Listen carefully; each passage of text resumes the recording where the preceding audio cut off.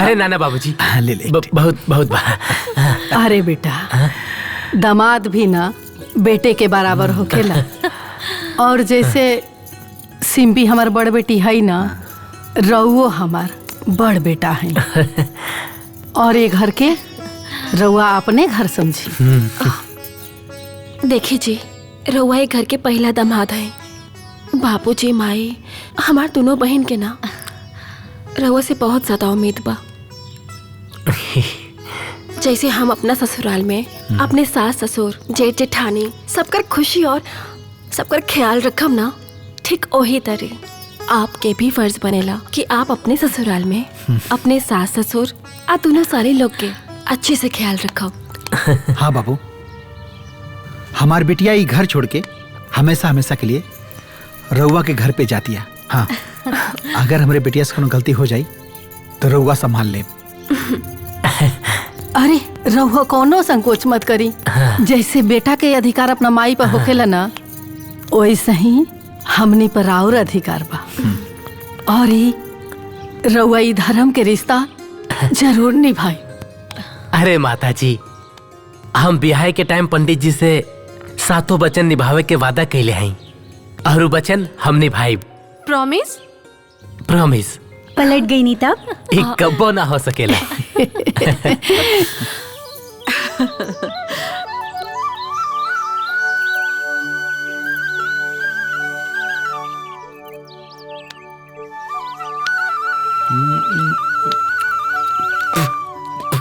चाचा प्रणाम। खुश रह खुश रह। का रे पिंटुआ, अरे महाराज तू तो 5 दिन में हरिया गेले ससुरारी में रह के। अरे इतना व्यवस्था रहे ना कि क्या बताए। हाँ, एक बार जोन खाना थाली में परोसा जात रहे ना, अच्छा, दोबारा रिपीट ना होत रहे। और जानत हुआ, हाँ, काजू बादाम किशमिश दूध में भिगाई के सवेरे ही सवेरे 1 गिलास मिलत रहल। अरे अब ना दहिया हरियाई तो कब हरियाई। हाँ। बेटा, अरे इतना तारीफ कर तारा ससुरारी का, घरे खाए के नाम मिलत रहे का ठीक से। अरे जो ससुराल में रही ओकरा न पता चली ससुराल के स्वाद। अरे तो तू चल गल हो तू साथे में ससुरारी, रोज काजू बादाम किशमिश खाई तू, और 5 दिन में तू हरिया गई लो। हाँ तब पिए कर। खड़ा का बड़ा रे, भाग जाता नहीं चाचा, जाता नहीं।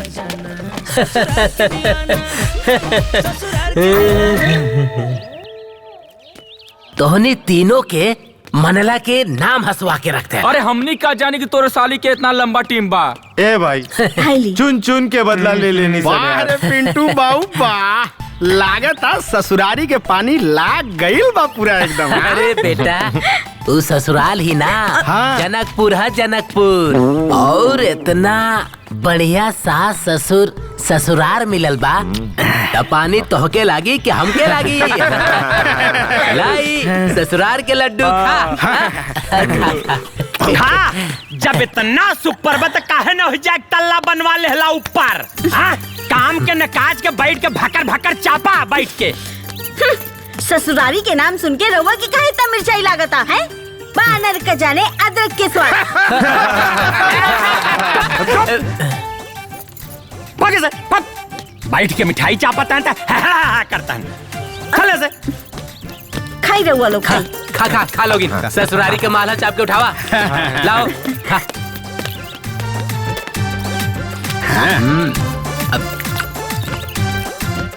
अरे जल्दी ले आवा ए दुल्हन।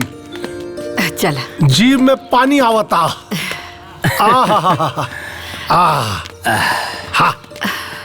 अरे ऐसे कैसे? हमार छोट पतो बिया, पहले एक छेपा छिकाई दी तब। हाँ भाई, जवान एक चार हो तो कर ही के पड़ी। हाँ? अच्छा रुका। इला खुश रहा तो नहीं। ली चला। हाँ। ए, नेक निकाल। अरे माई, बाबूजी दे दे लेनू। घर के छोट बिया सब केहू के देवे के पड़ी। बेटा बाबूजी ने देना तो बाबूआ जी खा लिया तोरे संती खिलिया।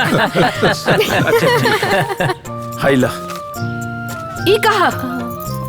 अब हो गई। अरे माई, चल हम देता नहीं ना। हाँ भैया दी है ना, ज्यादा दो। हाँ। ला। अले खा माई ए माई हमरो के नेक देबे के होई का? एक काम करिए अपने मेहरारू से पूछ लीजिए।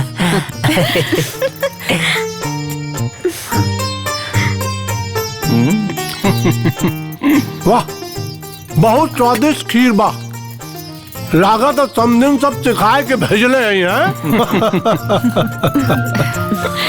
बस ऐसा ही स्वादिष्ट भोजन बनावत रहिया। हाँ अरे वाह, आज पूरा परिवार एक साथ खाता। अरे चाची, उ पिंटुआ के मेहरारू पहली बार खीर बनौले बारी, उहे चलत रहे। अरे तनी चाचियो खाटू। अरे नहीं रहेगा। अरे पिंटुआ, तो ससुराल से आवे का मन ना करेला का रे? अरे चाची ससुरारी हनु। अरे चाची तू तो जानते पड़ू, दुनिया के सबसे रसदार रिश्ता ससुरारी होला। सास ससुर साली सरहज हमरे सेवा में सब लागल रहले। जीजाजी हई जीजाजी हऊ। जब 24 घंटा सेवा में सब लागल रही है तो वहाँ से आवे के कैसे मन करी? का रे पिंटुआ, ते काई ससुरारी चालीसा पढ़त रहेले हैं? ससुरारी ई ससुरारी ऊ, हमनी के घर नहीं के लौकत, बेकार हई हम लोग। ई चालीसा ना हो, सच्चाई हो। जे इज्जत दी ओकरा के इज्जत मिली। अच्छा तो तहरा कहे के मतलब का बा कि जे ससुराल ला जाला उ बेइज्जता होला? काहे अपने मुंह से अपन बखान करत आ रे? ना ना पार्टी बनाता तो लोगन का। अब बंद करा चालीसा सब। अकारे तब से का कहता रे ससुराल ससुराल है? तू जब से आए बड़े तब से कहता रे, का मतलब है कर रे? बाबूजी इच्छान बूझ के हमनी के सुनावल जाता, तीर मारल जात बा। तीर धस गइल का? जब ससुराल से कोनो लेना देना नहीं खे तो इतना घाव काहे होता? अरे बाबू, हम ना जानत रहिए कि हमरा बात से बतंगड़ हो जाई। अच्छा अरे हम अरे अरे रुकी। अरे नहीं, बहुत काम बाटे, हम जाता नहीं। ना ना बुला ला, अब बुला के बिठावा, पूरा गांव के बुला ला और मिल के लड़ाई करा लोग। अरे चुप करी ना रहुआ। अरे नया नया पतो आइल बिया का अपन असलियत दिखावता नहीं सबके सामने।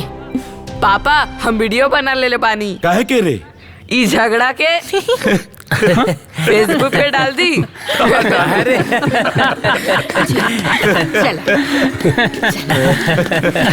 खीर बढ़िया बना। खा थोड़ी ले ला भैया।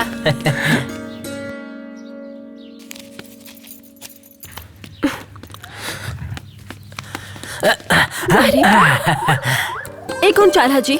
अभी भी बिछावन ठीक कहीं नहीं है। अरे जब तू साथे बाड़ू त चटैयो गलैचा लागी सोना। अरे कुल छोड़ा बिछौना बिछौना।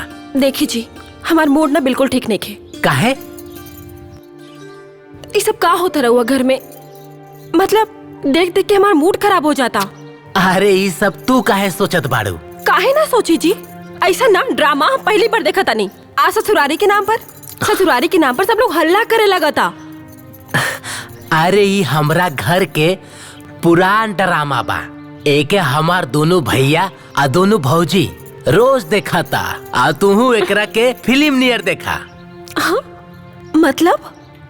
अरे मतलब आज ले हमार बाबूजी आ दोनों बड़का भैया एको बार ससुराल ना गईले। यही से ए लोगन में अनबन रहेला। ए जी रोत ऐसा ना करब ना।